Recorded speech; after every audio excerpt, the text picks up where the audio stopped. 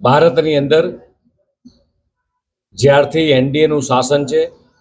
દેશના યશસ્વી પ્રધાનમંત્રી માનનીય મોદી સાહેબ ભારતને વિકસિત ભારતની દિશામાં જ્યારે લઈ રહ્યા છે, વિકસિત ભારત 2047 સપનું જ્યારે દેશના યશસ્વી પ્રધાનમંત્રી માનનીય મોદીજી જોઈ રહ્યા છે, જ્યારે ભારતની 5 ટ્રિલિયન ઇકોનોમીની દિશામાં ભારત સતત આગળ વધી રહ્યું છે અને વિશ્વની ચોથી અને ત્રીજી ઇકોનોમીની વચ્ચે આજે ભારત પહોંચ્યું છે, ત્યારે આ બધા જ પરિબળો સાથે દિલ્હીની અંદર ખૂબ મોટી વિશ્વની સૌથી મોટી એઆઈ સમિટનું જ્યારે આયોજન થયું છે, માત્ર ભારત નહીં પણ વિશ્વના મોટા ભાગના કન્ટ્રીઓ પાર્ટિસિપેટ થયા છે. વૈશ્વિક લીડરો આ એઆઈ સમિટની અંદર 100 કરતા વધારે દેશના લોકો અહીંયા આવ્યા છે. વિશ્વમાંથી વિઝિટર્સ આવ્યા છે અને દુનિયાભરના એક્સપર્ટ, વિવિધ કંપનીઓના વડા, દેશ અને દુનિયામાંથી યુવા સાહસિકો જ્યારે આ એઆઈ સમિટમાં સહભાગી થવા આવ્યા છે, ત્યારે પ્રધાનમંત્રી માનનીય મોદીજીએ તેમના ભાષણમાં કહ્યું, આવનારા વર્ષોમાં એઆઈ ભારતનું ભાગ્ય અને ભવિષ્ય બદલવાની ક્ષમતા ધરાવે છે. ભારતની આ વધતી આ વૈશ્વિક પ્રતિષ્ઠાની તાકાતને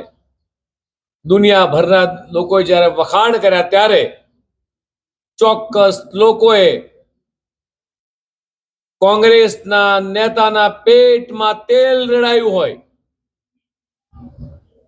પાકિસ્તાન હોય કે ચાઇના હોય, કદાચ એમને આ એઆઈ સમિટ ના ગમી હોય, એટલે કોના ઈશારે આ કોંગ્રેસ યુથ દ્વારા જે રીતે કાલે આખા દેશના 140 કરોડ લોકોને શરમ નથી માથું ઝુકાવવું પડે તે પરિસ્થિતિમાં યુથ કોંગ્રેસના લોકોએ એઆઈ સમિટમાં જઈ પોતાની ટી શર્ટ કાઢી જે વરવું દ્રશ્ય કર્યું, દેશની 140 કરોડ જનતાને સખત શબ્દોમાં વખોડે છે. દેશના કેટલાય સામાજિક સંસ્થાઓ, એનજીઓ, ઇન્ડસ્ટ્રીઝના મિત્રો આ કોંગ્રેસ પોતાની કબર જાતે ખોદી રહી છે. રાહુલ ગાંધી, તમે સાંભળી લો, આ તમે તમારી કબર જાતે ખોદી રહી છે દિશામાં જ્યારે કોંગ્રેસ આગળ વધી રહી છે, ત્યારે કદાચ બાકી રહી જતું હતું સમગ્ર ભારતના તમામ એનજીઓ, મોટી ઇન્ડસ્ટ્રીઝો, સામાજિક સંસ્થાઓ આગળ આવીને નિંદા કરી, ત્યારે આજે યુથ કોંગ્રેસ દ્વારા આ દેશને આઝાદી અપાવવામાં જેનો મહત્વપૂર્ણ ફાળો રહ્યો છે, તેવા પરમ પૂજ્ય મહાત્મા ગાંધીજી, ચંદ્રશેખર આઝાદ, આવા રાષ્ટ્રભક્તોના પરમ પૂજ્ય મહાત્મા ગાંધીજીનું જે ધોતી પહેરી અને પૂતળી પહેરેલું જે ફોટો છે, અને ફોટામાં લખ્યું છે એમણે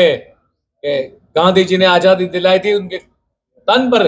एक कपड़ा नहीं था, અને એવી જ રીતે ચંદ્રશેખર આઝાદજીનો ફોટો મૂક્યો છે.